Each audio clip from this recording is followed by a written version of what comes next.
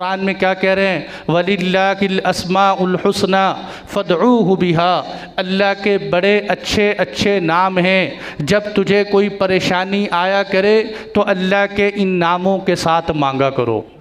इसलिए एक बड़ा मुअस्सिर वजीफ़ा बताऊं, जो सारे वजीफ़ों का फार्मूला कह लें, सबसे बड़ा वजीफ़ा कह लें, और ये उसूल है वजीफ़ा बनाने का बहुत बड़ा।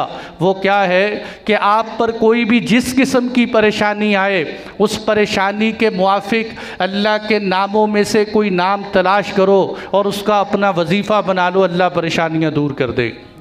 जैसे इंसान के यहाँ रिज़्क़ की कमी है तो या रज़्ज़ाक़ इसका वजीफ़ा बना ले।